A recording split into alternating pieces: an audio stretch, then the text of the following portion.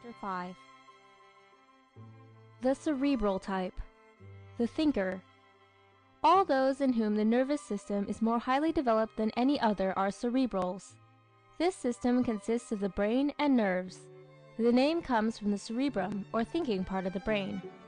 Meditation, imagining, dreaming, visualizing, and all voluntary mental processes take place in the cerebrum, or brain, as we shall hereinafter call it.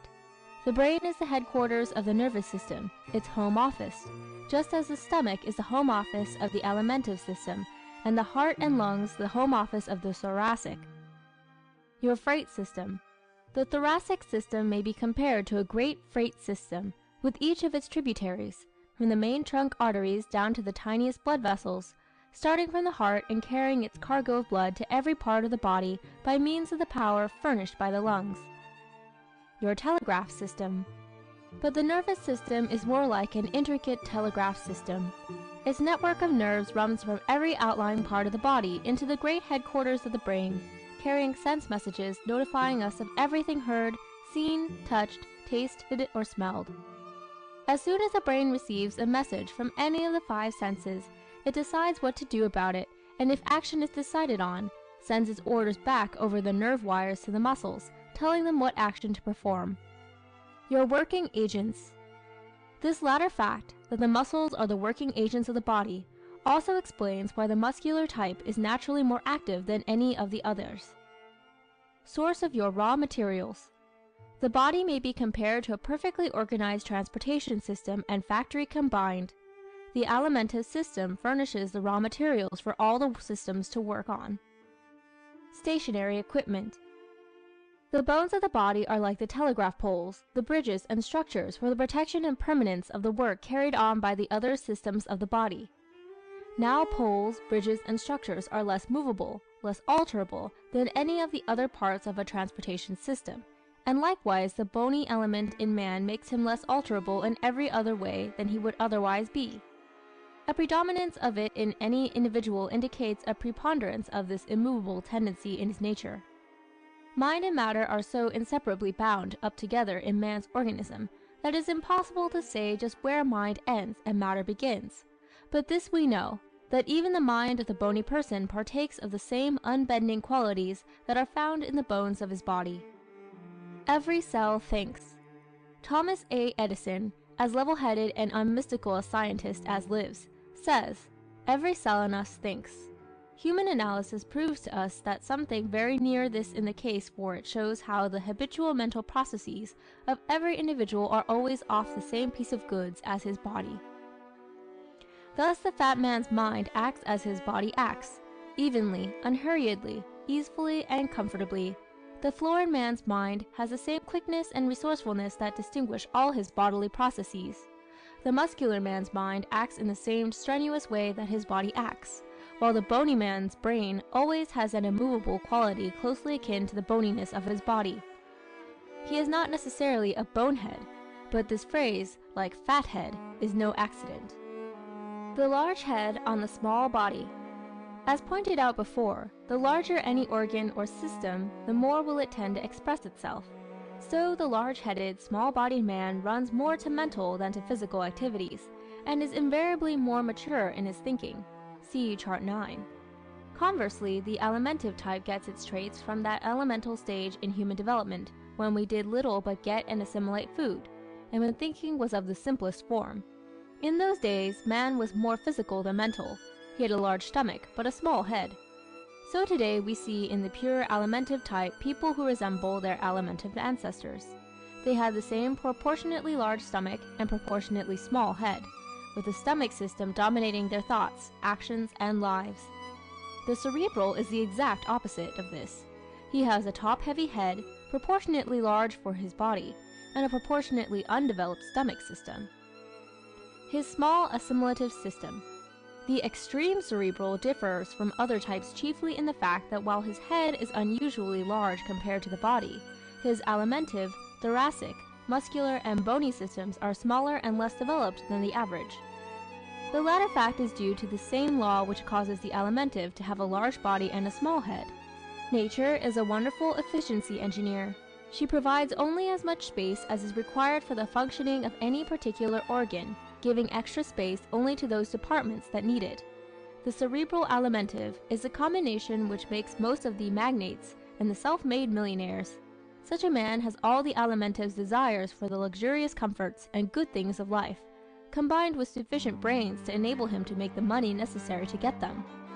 Nature doesn't give the pure alimentive a large skull, because he doesn't need it for the housing of his proportionately small brain, but concentrates on giving him a big stomach fitted with all modern conveniences.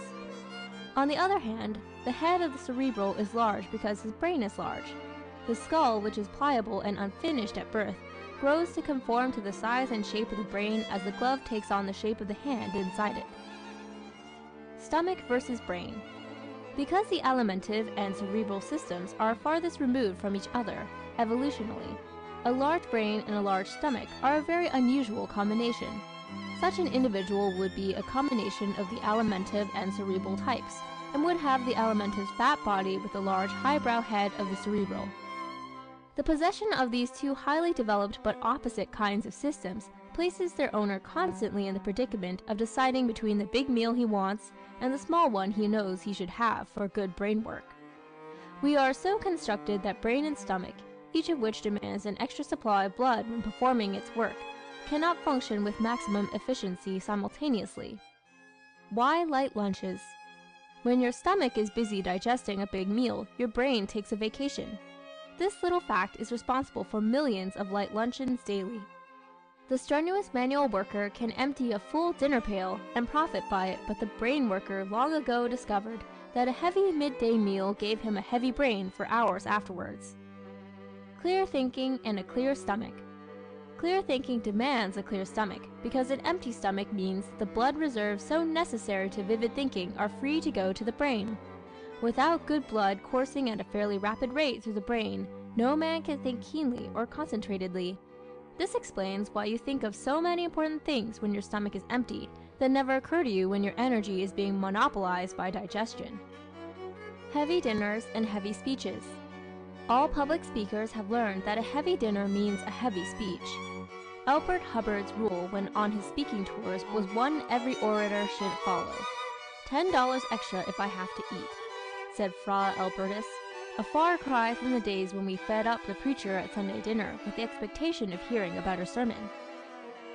Uses his head. Just as assimilation is the favorite activity of the alimentive type, head work is the favorite activity of the large-headed cerebral.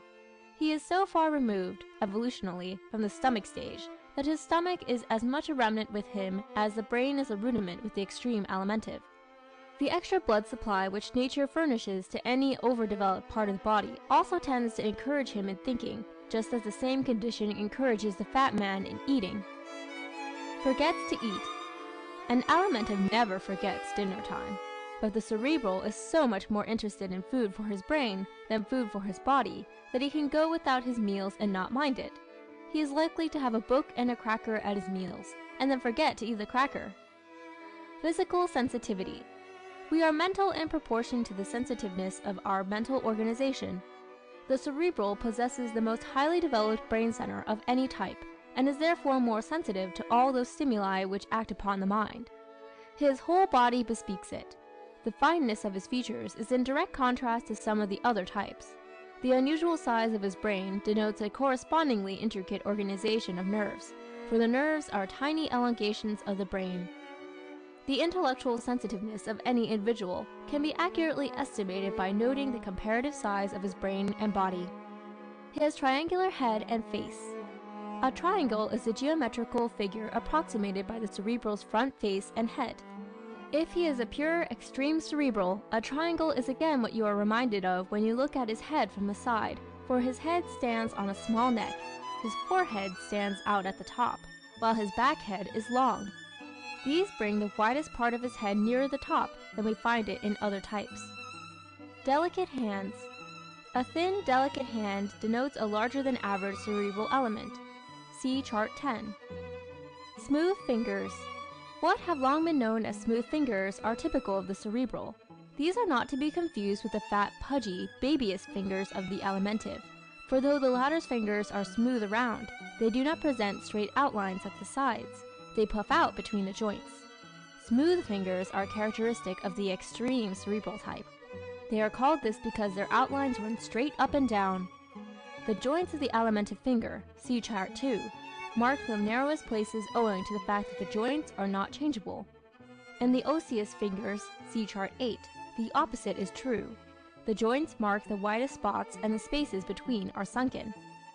The fingers of the thoracic are inclined to be pointed like his head, while the muscular's fingers are square at the end and look the power they possess. But the cerebral has fingers unlike any of these. There is no fat to make them pudgy and no muscle to make them firm. Neither are there large joints to make them knotty. Their outlines therefore run in almost straight lines, and the whole hand presents a more frail, aesthetic appearance. Meditation his keynote. Thinking, contemplating, reflecting. All the mental processes coming under the head of meditation constitute the keynote of this type. The alimentive lives to eat, the thoracic to feel, the muscular to act, the osseous to stabilize, but the cerebral lives to meditate. Air castles. He loves to plan, imagine, dream daydreams, visualize, and go over and over in his mind the manifold possibilities, probabilities, and potentialities of many things. When he tries this to extremes, as a person with a huge head and tiny body is likely to do, he often overlooks the question of the practicability of the thing he is planning. He inclines to go wildcatting, to dream dreams that are impossible of fruition. Thought for thought's sake. He will sit by the hour or by the day thinking out endless ultimates, for the sheer pleasure it gives him.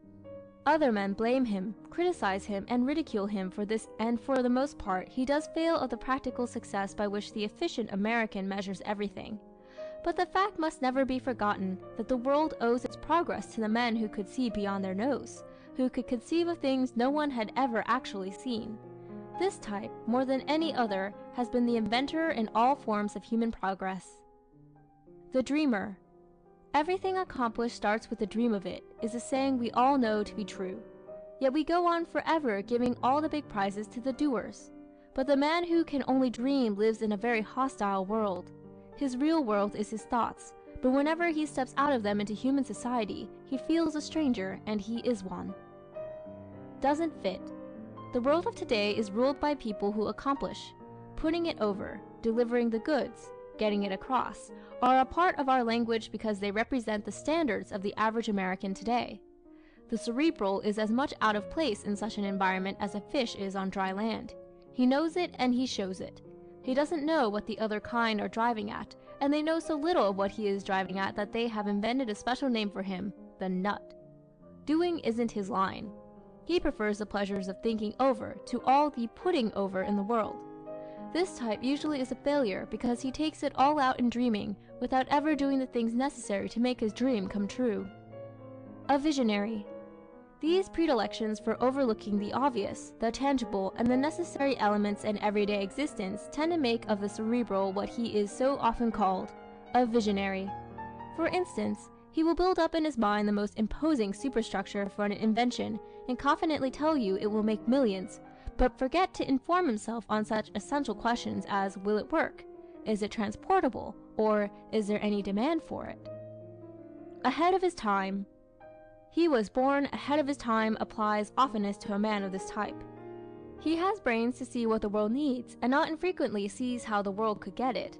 But he is so averse to action himself that unless active people take up his schemes, they seldom materialize. What we owe to the dreamers. Men in whom the cerebral type predominated anticipated every step man has made in his political, social, individual, industrial, religious, and economic evolution. They have seen it decades and sometimes centuries in advance, but they were always ridiculed at first. The mutterings of Morse. History is replete with the stories of unappreciated genius. In Washington, D.C., you will have pointed out to you a great elm made historic by Samuel Morse, inventor of the telegraph. He could not make the successful people of his day give him a hearing, but he was so wrapped up in his invention that he used to sit under this tree whenever the weather permitted, and explain all about it to the down and outers, and anyone else who would stop. "Listen to the mutterings of that poor old fool," said the wise ones as they hurried by on the other side of the street. But today people come from everywhere to see the famous Morse elm and do homage to the great mind that invented the telegraph. Langley's folly.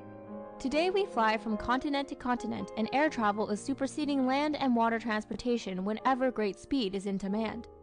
A man receives word that his child is dangerously ill. He steps into an airplane, and in less than half the time it would take trains or motors to carry him, alights at his own door. Commerce, industry, war, and the future of whole nations are being revolutionized by this man-made miracle. Yet it is but a few short years since S.P. Langley was sneered at from one end of this country to the other because he stooped to the folly of inventing a flying machine. The trivial telephone.